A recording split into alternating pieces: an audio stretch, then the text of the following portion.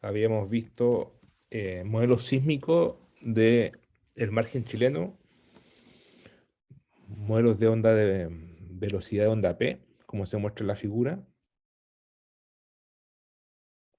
Podemos ver que las velocidades que son como azules son como velocidades menores que 4 kilómetros por segundo, son velocidades más bajas y corresponderían al prisma de acreción o a sedimentos entre consolidado y poco consolidado. Y a la derecha estaría una interpretación de las unidades litológicas.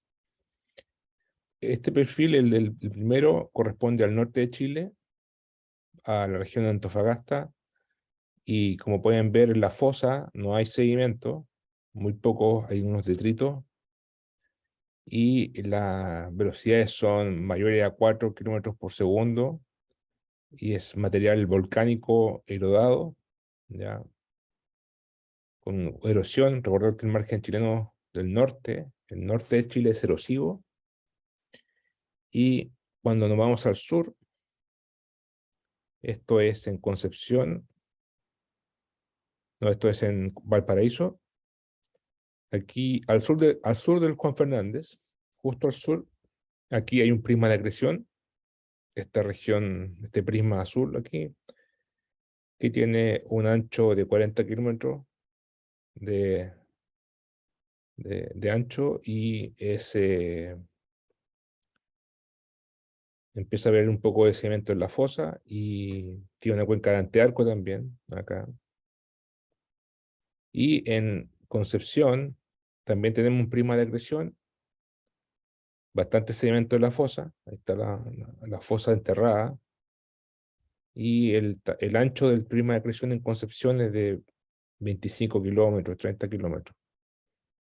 Y mientras más al sur nos vamos, esto es Chiloé, tenemos un prisma de acreción más pequeño, tenemos una tremenda cuenca de antearco, pero el prisma de acreción es bien pequeño, bien angosto. Y mientras más al sur Aysén, es aún más chico el prisma de acreción en Aysén. Entonces, se podía definir en tres segmentos el Chile, en realidad en cinco, pero decíamos que, por ejemplo, entre, bueno, de Juan Fernández hacia el norte es erosivo, eso ya lo sabemos, y también es erosivo acá en el punto triple, porque es una anomalía, está la dorsal oceánica subductando y produce la erosión tectónica local. Y hacia el sur del punto triple, eh, tenemos un prisma de acreción ancho, un margen acrecionario que subducta la placa de Antártica, y esto es establemente, o sea, pues, solución lenta, mucha sedimentación de la región glaciar, y esto es un margen acrecionario clásico. Pero entre Valparaíso y entre Punto Triple habíamos clasificado dos regiones, una en la región del Maule, o sea, el segmento del Maule y segmento de Chiloé, ¿ya? Y en el segmento del Maule, según nuestros resultados, vemos que este sería el Maule y este sería el Maule, ¿ya? Valparaíso, porque Valparaíso estaría dentro del segmento del Maule y también Concepción. Aquí el prisma de acreción es ancho, comparativo con el sur, y según lo que vimos en clase, y bueno, y en Chiloé al revés, tenemos un prisma de acreción pequeño, angosto. ¿Y cómo se explicaría ese prisma de acreción pequeño? Bueno, como hay sedimento en la fosa, entonces no hay erosión, ¿ya? No hay erosión. Esos sedimentos se pueden acrecionar o subductar. Como no se están acrecionando, porque el prisma de acreción es muy pequeño, claramente estos sedimentos tienden a subductar, irse por el canal de subducción, ¿ya? En cambio, en la región del Maule, los sedimentos, en vez de acrecionarse, tienden a irse más por arriba, por el frente, y se forma un prisma frontal ancho. ¿ya? Entonces, por alguna razón, el prisma de acreción, los sedimentos en la región del Maule, en el segmento del Maule, perdón, el segmento de Chiloé, se van por debajo, o sea, se subductan así, y en la región del Maule se acrecionan y forman un prisma de acreción más ancho, de esta forma. ¿Ya? Entonces, esto es conservación de masa, ¿cierto? Si tengo sedimento en la fosa, los sedimentos se van para arriba o se van por debajo. Siempre una fracción, un porcentaje. Entonces, en el Maule, que esta región, se acrecionan frontalmente y forman un prisma de acreción bien ancho. En la región de Chiloé, el segmento de Chiloé, los sedimentos se van por subductando, ¿ya? Y forman un prisma de acreción pequeño. Hay una zona de transición del segmento del Maule a Chiloé, que sería justamente el bloque de Mocha, que es un triángulo formado por la zona de fractura de Mocha, la fosa y la zona de fractura de Valdivia. Entonces sería una zona de transición. ¿Ya? También vimos en las clases pasadas que, bueno, este otro perfil que está justo en el Maule, en el terremoto del Maule, en el hipocentro, un poquito al norte del hipocentro, y el modelo de velocidad muestra también un prisma de acreción ancho. Ahí está. Pues este es el prisma de acreción. Acá hay un quiebre de talud. Bueno, esta es la plataforma continental, esta es la cuenca de Antearco, y aquí hay un escarpio más encima. Puede pasar un cañón por ahí también que produce esta depresión, ¿ya? Pero todo esto sería el prisma de acreción, que es bastante ancho, y eso confirma la hipótesis de que el segmento del Maule es un segmento con el prisma de acreción bastante ancho, comparado con el segmento de Chiloé. Ahora, más encima, fue el segmento del Maule coincide con el terremoto del Maule del 2010, y los terremotos, las réplicas del terremoto se distribuyen de esta forma, en donde si hacemos un perfil de la réplica y hacemos un histograma, número de eventos, frecuencia versus distancia a la fosa, vemos que hay muchos eventos acá en el outer, bueno, tampoco tanto, pero 3% en el outer rise, o sea, son terremotos intraplaca, ya no son de contacto, pero la mayoría de contacto aquí está a una distancia de 100 kilómetros de la fosa, que serían todas estas cosas de aquí, más cerca de la costa. Pero la región del prisma de acreción, que sería esta región de acá, hay muy poca sismicidad. Se puede decir que estadísticamente es asísmico. Entonces, el prisma de acreción coincide con esta región. Ahí está. Entonces decimos que el prisma de acreción en el postsísmico, en el periodo postsísmico, se comporta asísmico, ¿ya? Es decir, como el prisma de acreción tiene una reología distinta a la reología del corteza continental, es decir, una roca más blanda, con mayor porosidad, con mayor permeabilidad, mayor presencia de fluido, pierde las propiedades elásticas y no es capaz de sostener, de producir terremotos o réplicas de gran magnitud. No es capaz de transmitir eficientemente, elásticamente, una falla elástica grande. Entonces, por eso no hay sismicidad, o hay eventos muy pequeños, ya, microsismicidad. Ya, eso es en el periodo postsísmico. Ya. Probablemente cuando fue el terremoto, el original, la ruptura llegó,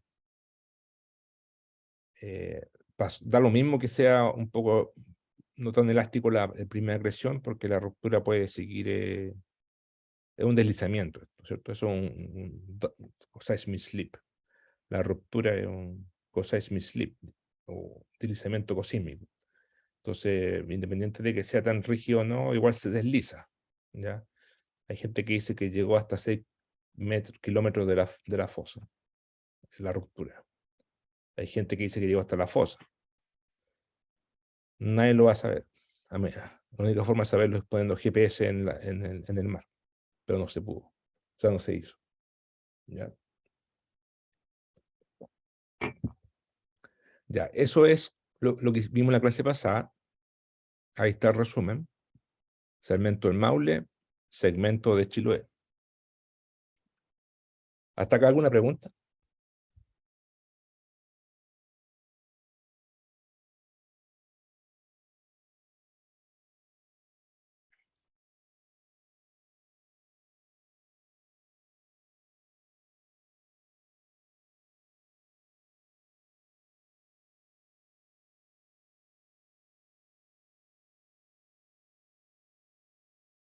Por mi parte, no, profe, todo claro.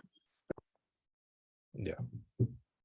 Ya, entonces la pregunta sería, ¿por qué en el segmento del Maule el PRI más grande y por qué en el segmento de Chiloé el PRI más pequeño? Eh, Esto es obviamente a rasgos generales, a gran escala. Puede haber anomalías, puede haber localmente un cañón submarino y producir que el prisma sea más pequeño acá o acá, no sé. Pero esto a gran escala. Bueno, primero hay que ver la zona de transición, ¿ya? Porque hay un cambio en realidad. Bueno, aquí estamos hablando de varios kilómetros de distancia. Estamos hablando desde Santiago hasta Coyhaique, que deben ser mm, como 2000 kilómetros, más o menos. Entonces, hay hay distintas zonas, distinto clima y distintas tasas de sedimentación, pero la velocidad de convergencia es la misma, ¿ya? Lo que sí cambia harto, aparte de la sedimentación y el clima, es la edad de la placa oceánica. Aquí la placa es 0 y acá es 38 millones de años. Aquí el bloque de Mocha separa, como lo dijimos al principio de este capítulo, el bloque de Mocha separa una litósfera oceánica que va desde 0 hasta 18 millones de años acá, o hasta 22, perdón. 22 sería un bloque joven por eso está levantado, tiene la velocidad más, o sea, tiene la topografía más elevada, porque está más caliente, porque es más joven, es menos denso y es más flotante.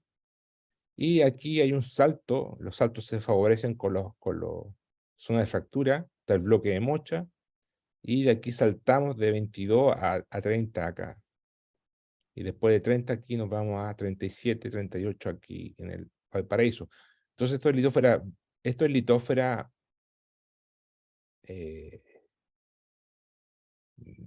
madura, vieja, relativamente vieja, rígida, fría, y esto es litósfera eh, más caliente, más joven. ¿Ya? Entonces, esa es una diferencia entre este segmento y este segmento. Entonces, bueno, volviendo al tema de la transición, que sería el Mocha Block, el bloque de Mocha, tenemos que aquí está el bloque de Mocha, ¿ya?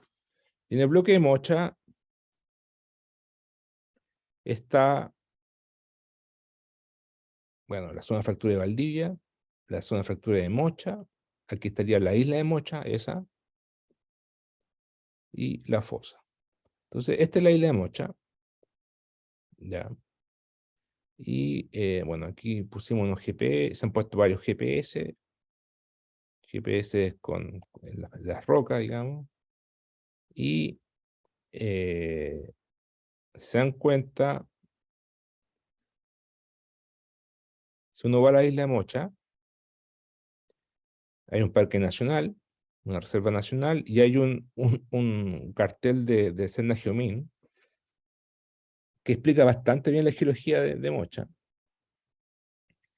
Y muestra aquí, si se lo pueden ver, aquí está la costa, la isla de Mocha, aquí está la fosa, y aquí pone la zona de fractura de Valdivia, efectivamente. Y acá pone la zona de fractura de Mocha, formando el triángulo. Y la placa de Sudamérica se mueve para el oeste y la placa de Nazca para el este. Entonces, aquí estamos parados en la isla de Mocha. Y aquí pueden ver que también ha habido una especie de alzamiento, ¿ya? Este bloque se ha levantado, un alzamiento de este bloque. En realidad es un alzamiento de toda la península de Arauco, ¿ya? Todo esto sería esta región está en alzamiento. Y este es por ejemplo, las consecuencias de la, del alzamiento, es que esta es una laguna, pero ya está seca. O sea, el agua está en las napas subterráneas. ¿Y por qué se secó? Porque se alzó, ¿cierto? Se alzó la isla. El agua está por debajo y el nivel del agua de equilibrio está más abajo. Y está caracterizado por mucho alzamiento, ¿ya? Entonces, este bloque de Mocha está en alzamiento. Bueno, eso, eso hace que eh, hay geólogos, hay dos teorías. Unos que dicen que el alzamiento es controlado por la tectónica especial de las fallas, que hay unas fallas especiales acá, que está asociado con la Liquiñovsky, que es el tramo norte de la falla Liquiñovsky, que tiene una geometría tal que favorece el alzamiento, ¿ya? Y que el alzamiento ha sido, según los estudios, ha sido mayor a 3 millones de años, según estudios geológicos. Otra teoría dice que, dado que está subductando una zona de fractura de Mocha, y la zona de fractura de Mocha trae una corteza oceánica más delgada, pero hidratada, y el manto también está hidratado, serpentinizado, entonces eso produce una densidad menor relativa al manto circundante, porque está hidratado, tiene menor densidad. Si algo tiene menor densidad, tiene fuerza de empuje mayor y empuja. Entonces favorece el empuje, y al subductar empuja todo esto y levanta, ¿ya? Levanta la península de Arauco, ¿ya? Entonces, es sigue el debate científico de esto, pero lo que sí es claro es que, bueno, son dos cosas que coinciden más encima. La faña Liquiñovsky nace acá en el punto triple y se va por el intraarco, y a la altura de Arauco empieza a ponerse oblicua de nuevo y llega hasta la costa. Entonces coincide con esto. Y por otra parte, coincide que el Mocha Block esté subductando acá también. Entonces yo creo que hay una relación entre ellas, no, no es que no son cosas separadas. Yo creo que por alguna razón el Liquiñovsky está asociado el segmento de Chiloé. Hay gente que habla de microplaca, ¿ya? Microplaca. Hay gente que dice que entre la fosa y la Liquiñovsky es una microplaca dentro de sí, microplaca de Chiloé le llaman, ¿ya? Pero por otra parte coincide además con la placa joven de acá de Nazca, que están haciendo acá en la dorsal de Chile, en el Chile Ridge. Entonces, sigue la discusión, no es claro qué cosa, pero el segmento de Chiloé es paralelo a la Liquiñovsky y además, coincide con placa en Nazca joven. placa caliente y con mucha flotabilidad, mucha boyancia, ¿ya? Pero al ser caliente, también tiene un comportamiento regional un poco más dúctil que una placa vieja, que es más elástica. Una placa elástica es capaz de transmitir esfuerzo por mayor distancia. Una placa dúctil transfiere esfuerzo por menos distancia, pero de forma más fuerte, o sea, más atenuada. ¿Ya? Eso se ve en el curso de geodinámica, en la parte de elasticidad. Entonces, la pregunta original era, para este curso, era ¿por qué el canal de subducción en el segmento Chiloé es más grueso y en el canal en la región del Maule el canal de subducción es más delgado? O sea, el hecho de que sea más grueso es que favorece que el prisma sea pequeño, porque los segmentos sean para abajo. Y acá no. Entonces, una teoría es que,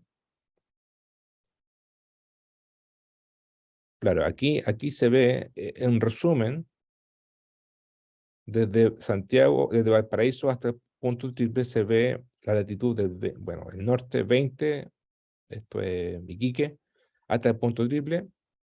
Se ve aquí la profundidad, la latitud, esto sería el fondo del mar, y lo que se ve aquí con esta región gris, la gris blanca, la de arriba, la gris más clara, sería el porcentaje de sedimentos que se acreciona, esta porción. Y la porción en gris eh, regular, digamos, sería el porcentaje de sedimentos que subducta, y lo que estaría en gris más oscuro sería el basamento oceánico. O sea, lo gris oscuro sería el basamento oceánico, y esta área más esta área sería los sedimentos en la fosa. Entonces, ¿qué subducta? Lo blanco, perdón, lo gris subducta, y lo gris más blanco se acreciona. Ya, lo gris más claro se acreciona. Aquí está lo mismo que acá arriba, pero está sumado esta región más esta región. Ahí estarían los sedimentos totales. Y aquí este porcentaje de sedimentos se acreciona, o sea, perdón, subducta, y este se acreciona. Entonces, vemos que al sur de Concepción casi todo subducta y muy poco se acreciona. En cambio, al norte de Concepción es al revés, casi todo se acreciona y poco subducta. Ya que es lo mismo que esto, pero vístolo en la fosa, en el eje de la fosa, y digamos, con varios puntos más. ¿Ya? Entonces, aquí estaría el punto triple, ¿cierto? Aquí hay erosión, no hay sedimento, como se muestra, porque está todo, eh, está todo demasiado caliente, los sedimentos se van para allá y para acá, y no se produce la,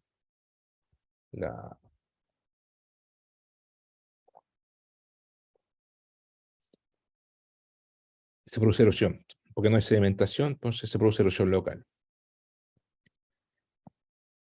Bueno, como dijimos, el segmento de Chiloé tiene una placa oceánica joven, 0 y 20 millones de años, y la placa al norte tiene una placa oceánica más vieja, entre 30 y 38 millones de años. Acá el prisma de acreción es ancho y el canal de subducción es delgado. Acá el prisma de acreción es chico, pero el canal de subducción es grueso. Y se correlaciona con una placa rígida en el norte, poca subducción de sedimentos, y acá mucha subducción de sedimentos con placa débil. Cuando la placa es débil, está caliente, es más débil, ¿cierto? Cuando está más fría, es más rígida. Entonces, algo dice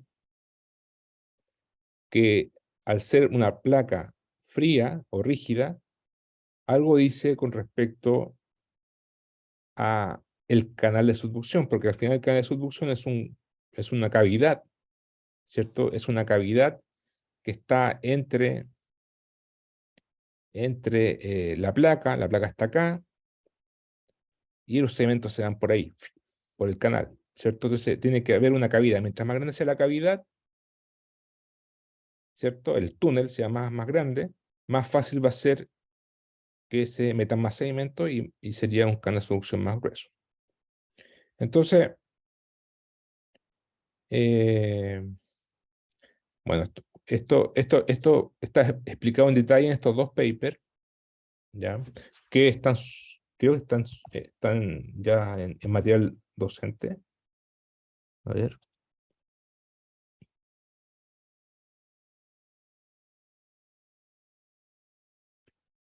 material docente, no. Bueno, en todo caso lo vamos a subir hoy día porque... Ah, no, ahí está. Lectura, ahí está. En lectura para el cuestionario, ahí están los dos papers. Ya están subidos. ¿Ya? Hoy día vamos a subir el cuestionario, por si acaso. ¿Ya? Antes han habido solamente 3 descargas. ¿Ya? En estos dos papers está en detalle la explicación de la, del prisma de acreción en el margen sur-centro de Chile y del canal de subducción, ¿ya? Y por qué es más grueso en un lugar y más delgado en otro. Aquí lo vamos a explicar también, pero eso está también en detalle en esos dos papers, para que lo tengan que leer para el cuestionario que tienen que responder después. Entonces, eh, ¿cuál es la idea? Bueno, en el norte, en el Maule me refiero, en el segmento del Maule, la placa es relativamente rígida. ¿Por qué? Porque es más vieja, más fría. Entonces, uno dice esperar menor deformación, menor down deflection en la cuenca de la fosa. ¿A qué se refiere con eso? Se refiere que si yo cargo con sedimentos la fosa, se va a deformar menos, se va a hundir menos. Si ustedes ponen roca sobre una litósfera, puede ser glaciar también, hielo, se carga, ¿cierto? Y sí, cuando se carga se deflecta. Eso es down deflection, ¿no? Deflexión hacia abajo. Entonces, los sedimentos van a cargar para abajo la litósfera. Pero si la placa es fuerte, rígida, se va a cargar menos. En cambio, en el sur, la placa es joven y si yo la cargo con cemento, se va a cargar más porque es más débil. Entonces se va a producir una deflexión pronunciada en la cuenca de la fosa. Ya, esa es la teoría. Entonces, ahí está el prisma en el norte, en Maule entonces, ah, sí, sí. Ya, entonces, bueno, mejor veamos el paper un poco para explicarlo bien.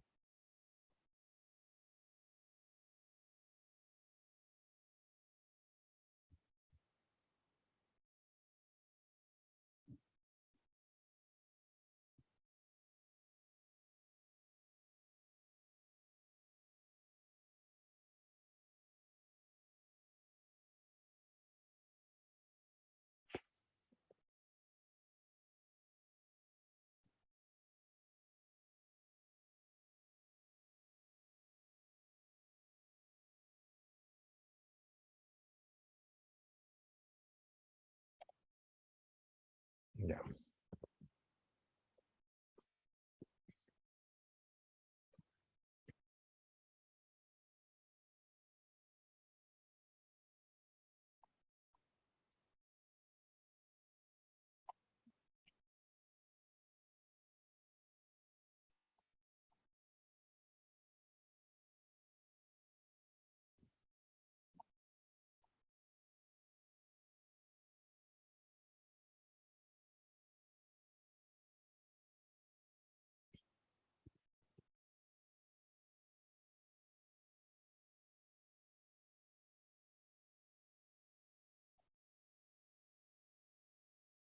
Ya, ahí está el outer rise, la placa, prima de acreción, y si hacemos un zoom aquí, veremos una carga sedimentaria aquí. Ya, estaría la fosa, aquí empezaría el prima de acreción, y aquí estaría una especie de los sedimentos de la fosa.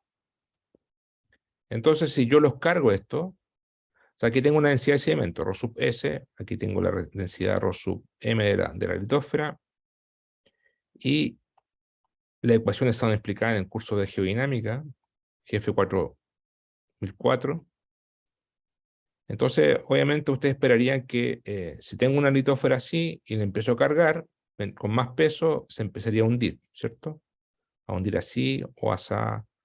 Bueno, la forma en que se hunde va a depender de las propiedades elásticas de la litósfera. Mientras la litósfera sea más, aquí estaría para una placa más joven, se hunde de esta forma, y para una placa más vieja, como la del Maule, se hundiría de esta forma. ¿Ya? Entonces, en resumen, la placa más joven se hunde en mayor en magnitud, y la placa joven se hunde menos en amplitud. Consecuencia, si se hunde más, ¿qué va a pasar? Más sedimentos pueden entrar por la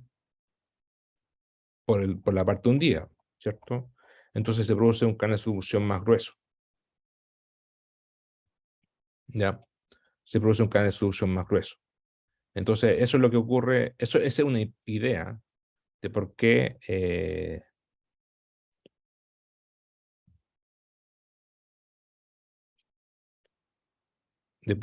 se hunde más en Chiloé y los sedimentos se ductan más que lo que ocurre en Maule. ¿Ya? Entonces, eso favorece el tamaño del prisma de acreción, o sea, eso controla el tamaño del prisma de acreción y controla el espesor del canal de subducción. Ahora, esto tiene implicancias para, no solamente tectónicas, no solamente para la formación del continente y su ampliación, sino que también para terremotos, porque si tengo un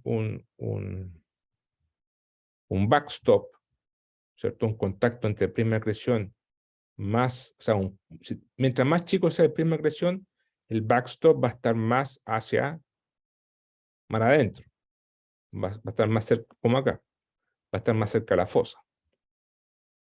¿Ya? Entonces, la extensión de la región sísmica, ¿ya? O por último, la región de la actividad postsísmica, de las réplicas, va a estar más cerca de la fosa si el prisma de acreción es pequeño. ¿Ya? Entonces,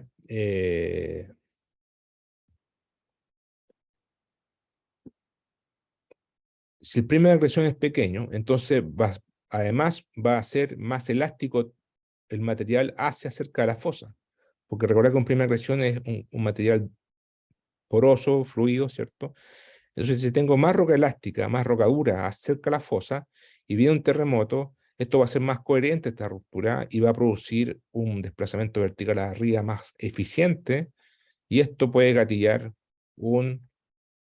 más fácil un terrible tsunami, ¿ya? En cambio acá, esto va a ser más, puede romper para acá, o sea, puede deslizar para acá, pero el levantamiento del fondo marino no va a ser tan importante, y puede ser un tsunami de menor magnitud, y acá va a ser de mayor magnitud, ¿ya? Bueno, ahí estaría la ruptura elástica hasta cerca de la fosa, y acá estaría hasta cerca hasta el backstop en realidad. Entonces, si el backstop está muy cerca de la fosa, es como una ruptura hacia la fosa, y acá hacia acá, ¿no? ¿Ya? Entonces,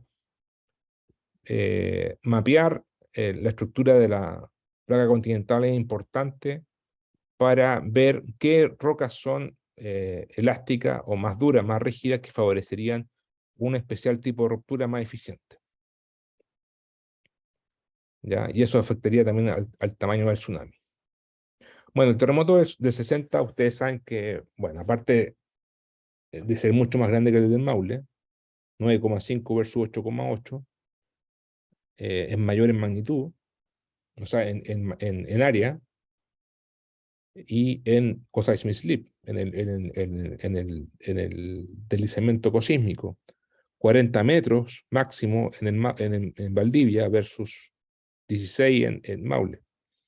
Entonces tenía más energía el terremoto del Maule, o sea, perdón, el de Valdivia, y el del Maule menos. Consecuencia de eso, aparte de la magnitud misma y el desastre, produjo un tsunami peor, ¿cierto? El tsunami de Valdivia fue transoceánico, mató gente en Hawái, en Japón, y el de Chile solamente mató gente en Chile. Entonces, quizás podría haber una relación, o sea, hay una cosa con la energía acumulada, pero también hay una cosa de la segmentación de los terremotos que son controlados por la geología. Y por eso es importante entender la geología, que es lo que vemos en este curso con la estructura de la corteza continental. El porte, el prisma de acreción, tanto segmentaciones, estos son segmentaciones en el along dip, es decir, en el ángulo, en la dirección de manteo de las fallas del megathrust, pero también hay segmentaciones en el norte-sur o en el along strike, a lo largo del rumbo. Segmento del Maule, segmento de acá. Entonces es importante tener estos segmentos geológicos. ¿Ya?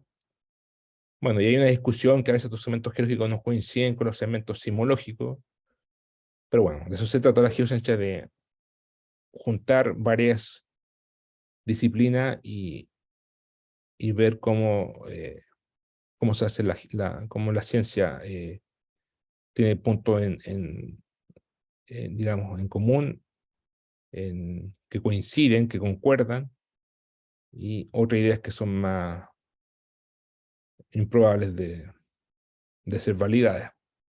¿Ya? Otra cosa que también tiene implicancia lo del canal de subducción, bien relevante, es lo siguiente. Si tenemos, supongan que esto es el contacto interplaca, y tengo Horsengraben, ¿ya? Cosas rugosas, como ocurre en el norte de Chile. Tendríamos Horsengraben, y aquí tendríamos unos poquitos detritos. Si yo subducto esto, ¿qué va a pasar? Va a erodar, ¿cierto? Pero aquí va a quedar espacios vacíos. O sea, si yo pongo una placa continental arriba, esto sería como el techo de la placa oceánica, ¿ya? Si yo pongo aquí una placa arriba, aquí va a haber contacto, aquí va a estar lo de arriba con vacío, ¿cierto? Entonces aquí va a haber contacto entre las dos placas y aquí va a estar vacío, y etcétera. Entonces, si ocurriera un terremoto, va a ocurrir donde haya contacto. En los espacios vacíos no va a haber, no va a haber contacto, porque estaría vacío acá y aquí estaría la roca. Entonces, esta es una morfología rugosa, ¿ya? Entonces, no es eficiente para transmitir ruptura por larga distancia. Serían más terremotos como locales. Terremotos como locales. En cambio, un canal de subducción grueso cubriría todas estas cavidades y sería todo homogéneo, sería lubricado, sería suavizado. Entonces, si hay un terremoto, ¡pum! El terremoto sería súper eficiente de transmitirse por grandes distancias, ¿ya? Por grandes distancias. Entonces, un canal de solución grueso favorece el contacto interplaca, permitiendo propagación lateral de gran distancia, ¿ya? Esta es la idea. Si teníamos el norte de Chile, por ejemplo, tenemos aquí un alto del basamento, tendríamos aquí una región acoplada y acá sería poco, poco suavizada, digamos. Si tenemos aquí un alto desvasamiento, porque tenemos harto sedimento, porque tenemos el canal de solución grueso, tenemos aquí un contacto ¿cómo se dice? Se dice lubricado y suave. Entonces, si hay un terremoto en este régimen, se favorece la propagación lateral, ¿ya? La propagación lateral. Porque aquí se ve más grande el esfuerzo que acá, pero acá es local nomás, y es limitado dimensionalmente. En cambio, acá se transfiere a toda esta región fácilmente porque está lubricado, está suavizado. Entonces, en Chile, en el terremoto del 60, si se dan cuenta, empezó acá en Concepción y rompió hasta la fosa, perdón, hasta el punto horrible, lateralmente. Y uno se preguntaría, pero si a pesar de... Aquí hay muchas zonas de fractura, esta zona de fractura de Valdivia, de Chiloé, de Guafo, de Darwin, de Wamblin, etc. Y las zonas de fractura son rugosas, son cosas así, rugosas, más o menos así. Pero recordar que el sur-centro de Chile es un margen tiene mucha sedimentación en la fosa, clima glaciar, el canal de subducción es grueso, es súper grueso, entonces ese canal de subducción grueso favorece la ruptura y dio lo mismo que estuviera en toda esa zona de fractura, rompió acá y llegó hasta la fosa, el terremoto del 60, ¿ya? Llegó hasta el contacto de interplaca. Entonces, eh, los megaterremotos, los terremotos gigantes, eh, como parecen ser favorecidos en márgenes donde hay sedimentación. Otro ejemplo sería el terremoto de Alaska y el de Sumatra. También tienen mucho sedimento en el canal de subducción. ¿Ya? No digo que es el único factor, para nada, pero es un factor que sismólogos no consideran porque no se concentran en la sedimentología. Entonces, o en la geología. Entonces, es importante conocer qué se está rompiendo, o sea, cuál es su naturaleza de las cosas que se están rompiendo, del contacto interplaca, ¿ya? Entonces, eso es una relevancia del canal de subducción.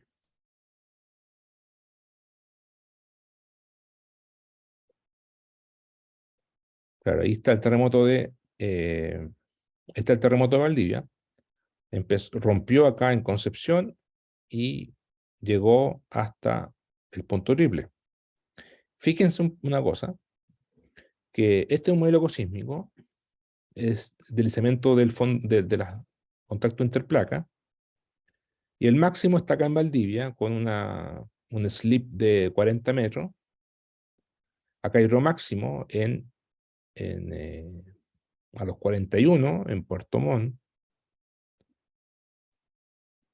No se ve bien ahí está Chiloé. Sí, es como Frutillar. Hay un máximo acá. Y después se reducen. Acá hay otro máximo. Acá hay otro máximo. Bueno, obviamente tendrá su error estos modelos, pero mientras más sur, menor precisión porque tiene menos instrumentos. Pero este máximo coincide con la zona de fractura de Valdivia y Chiloé. Entonces, al parecer, la zona de fractura hicieron como una especie de disminución del slip, pero da lo mismo, el terremoto es tan grande y el suavizamiento del contacto es tan suave que rompió todo hasta el punto horrible. ¿Ya? Quizá hubiese seguido esta cuestión, porque esto es un fin de un contacto interplaca, aquí está la astenósfera, está el centro de expansión, entonces ahí se acaba nomás, ¿no? Está caliente, no puede seguir propagándose. ¿Ya? Interesante. Ahora, esta zona de máximo sleep tiene un nombre, se le dice aspereza sísmica.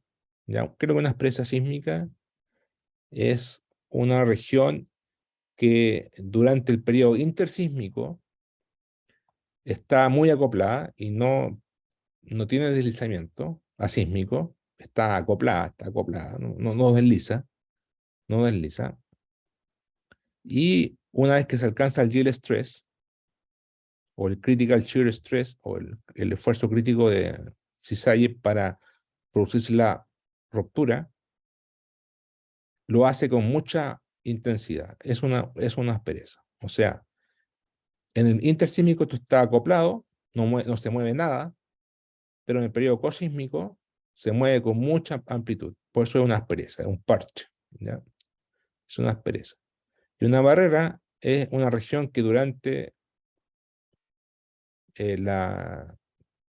cuando ocurre el terremoto, ¿ya? No tiene deslizamiento, o muy poco, en el cosísmico. O sea, se produce el terremoto y acá, por ejemplo, el punto triple sería una barrera natural. O el mismo, es una fractura de Mocha, sería una barrera para el norte. ¿Ya? Una barrera de propagación, de deslizamiento. Esto es lo mismo del terremoto del 60, pero convertido a levantamiento del fondo del mar, o sea, con lo que produciría el tsunami. Y aquí están los máximos en Valdivia. Valdivia, Puerto Montt, Chiloé, ya, y acá.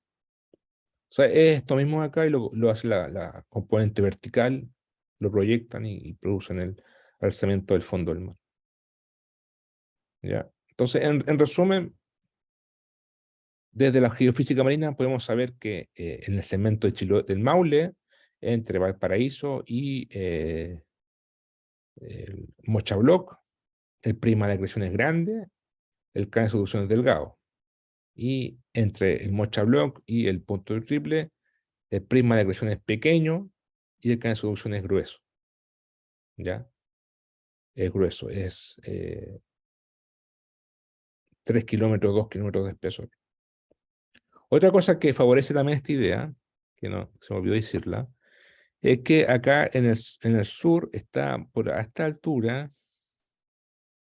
por aquí está el volcán Osorno. ¿Ya? Está el volcán Osorno. Entonces, se han estudiado las lavas y los gases de ese volcán y se ha demostrado, se han visto que esos gases, las trazas químicas de los gases, tienen sedimentos oceánicos. O sea, porque ustedes saben, el magma sube, ¿cierto? O sea, ocurre la fusión parcial a los 150 kilómetros de profundidad, a los 100 kilómetros, en la astenosfera, en el manto astenosférico, se produce la fusión parcial, se deshidrata la litosfera oceánica, pero además se deshidratan, o sea, la corteza, el manto y también los sedimentos, y todo ese material asciende y se mezcla con el continente y después sale el gas por los volcanes. Entonces, los geoquímicos son capaces de separar las cosas de alguna forma y han visto una componente. Al final ven algo todo mezclado, pero ellos ven las componentes, ¿cierto? Como los ingredientes del gas.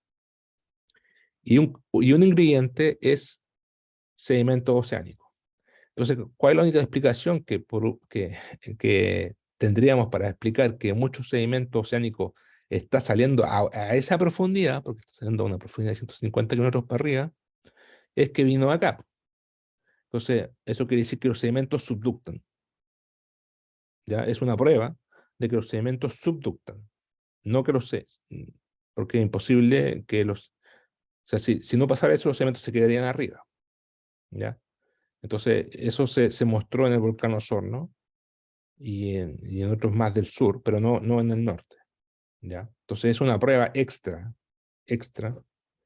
una evidencia adicional de que los sedimentos subductan con bastante cantidad en el segmento de Chiloé. ¿Ya? ¿Alguna pregunta?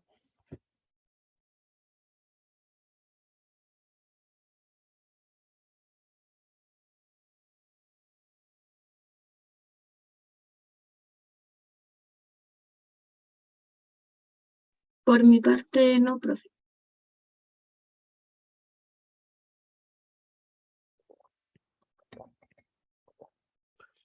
Ya. Ya, entonces, vamos a subir el control hoy día, o sea, el cuestionario hoy día, y lo podemos explicar el viernes. Ya. Si tienen alguna pregunta, vamos a resolver preguntas el viernes. Quería mostrarle otra cosa de subducción. O sea, el terremoto de ahora en el margen erosivo del norte, de el terremoto de Iquique, de Pisagua, ya, que fue el terremoto, ¿cierto? Ahí está terremoto aquí a los 20 grados, ahí está el máximo deslizamiento, y acá hubo réplicas además, ya, están todas las réplicas del terremoto. Bueno, aquí hay una línea sísmica. Este fue terremoto magnitud 8,4, si no me equivoco, ¿no? 8,1, ya, bastante más moderado comparado con el Maule. Y tuvo una réplica importante de 7,7. Acá, ¿ya? Bueno, si se dan cuenta, los terremotos se concentran bien como en la mitad, ¿eh? O sea, entre la costa y la costa están más tirados para la costa, o en el medio, por último. Pero acá como que no pasa nada. Bueno, hay una línea sísmica de reflexión, como se muestran aquí, en el año 2016, ya, o sea, un año y medio después del terremoto, y los perfiles 4, 6, 25 y 17 serían 17, 25, 6 y 4. 4, claro, 4, 6, 25, 17. O sea, son todos perpendiculares a la fosa. O sea, 4, 6, 25 y 17. ¿Cierto? Son todos perpendiculares a la fosa. Ahora, si se dan cuenta, el perfil 4 está lejos de la ruptura, está al norte de la ruptura, y el perfil 6, 6 y 25 están en la ruptura, más o menos, y el 17 también está, o sea, está en la zona de los aftershocks, de la réplica. Pero el 30, o sea, el 4, perdón, el 4, está lejos de la ruptura. Entonces, la línea sísmica muestra lo siguiente, muestra que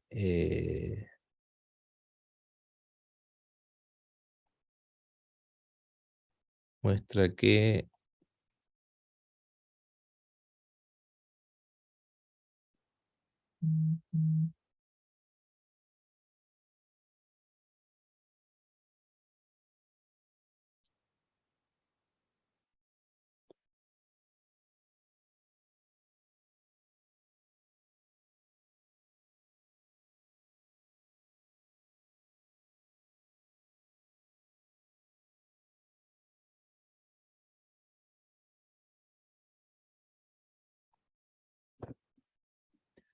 a ver, scattering.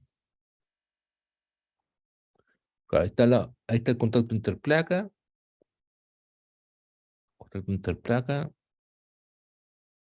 y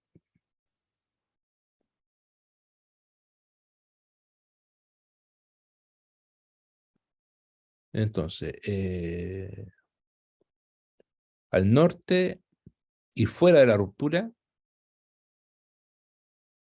el reflector es coherente y prominente, ¿ya? O sea, en esta parte de aquí, el reflector es coherente, y si me acerco a la ruptura, se pone incoherente, o sea, se empieza a desaparecer. Eso es el perfil 4, ya. Veamos el perfil 6, por ejemplo. El perfil 6. 6. 6. Entonces aquí es prominente. Ah, sí, esta flechita amarilla indican dónde es prominente, ¿cierto? Ahí se ve el reflector. Pero después empieza a desaparecer. ¿Ya? Empieza a desaparecer el reflector. Acá también. 25 es prominente cerca de la fosa. Y después empieza a desaparecer. Después en el 27 aquí es prominente, más o menos. Y después empieza a desaparecer. En cambio en el perfil 4, que es largo, se ve en todas partes. O sea, yo lo veo, no sé si lo ven. Ahí se ve el reflector. Se ve el reflector. Se ve el reflector. Entonces, acá no se ve. Ahí se ve algo. Acá no se ve nada. ¿Ya? Ahí se ve. Entonces, ¿qué está diciendo? Este fue un paper que hicimos recién. Estamos diciendo que la zona de ruptura, tal cual, el reflector es débil. Y fuera de la zona de ruptura, por ejemplo, aquí, acá, acá o acá, es fuerte, es prominente. ¿Alguna idea de por qué?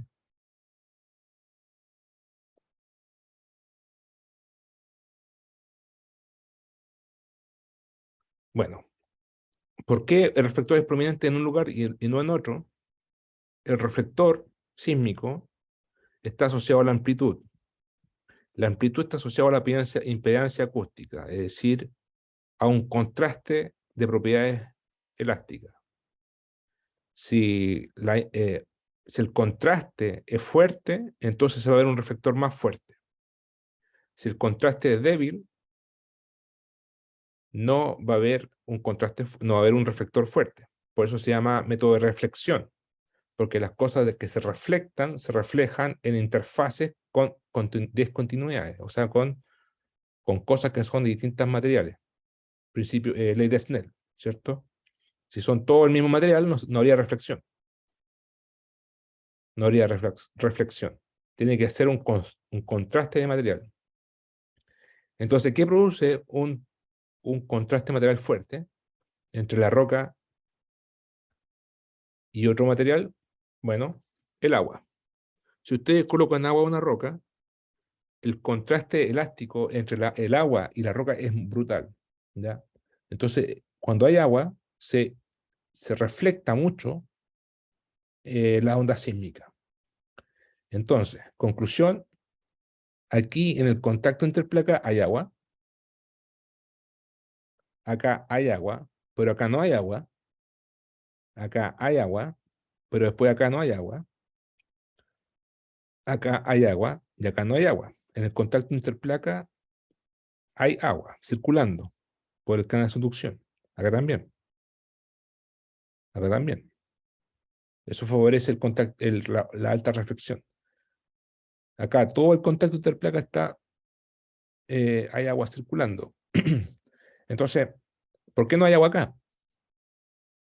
Porque cuando ocurre el terremoto, el agua se va. ¿Ya? Desliza, mucha presión, ¿cierto? Mucho esfuerzo en el cizalle y el agua, el fluido tiende a irse a las regiones de menor presión. Entonces se expela el agua hacia todas partes, hacia el norte, hacia la fosa, o hacia el norte o hacia el sur, lejos de la zona de ruptura. ¿Ya? Eso es lo que se descubrió en este trabajo que se publicó este año, en 2022, y está open access, o sea, lo pueden bajar en gratis de Nature Communication. ¿Ya? Entonces, esto fue un descubrimiento, un resultado que se obtuvo del terremoto del Iquique, con resultados sísmicos de reflexión. Entonces, aquí vemos implicancia del agua, de los sedimentos, y todas esas cosas que no se, que son otro enfoque para estudiar los terremotos, que no es el clásico de la onda sísmica como el de sismología. ¿Ya? Los terremotos también lo estudian los geodestas y los sismólogos, pero también lo estudian los geólogos, ¿ya? Geofísicos marinos, con otro enfoque, con un enfoque de las propiedades de las rocas y la estructura del margen. ¿ya? Es decir, cómo es la falla que se está rompiendo. ¿Ya? Ya, pues, entonces, en la próxima clase hablamos del control del cuestionario 1, hablamos un poco de las presentaciones y ya de ustedes el lunes próximo, el lunes 3 empezarían con las presentaciones. Así que nos vemos bien. ¿Algún comentario?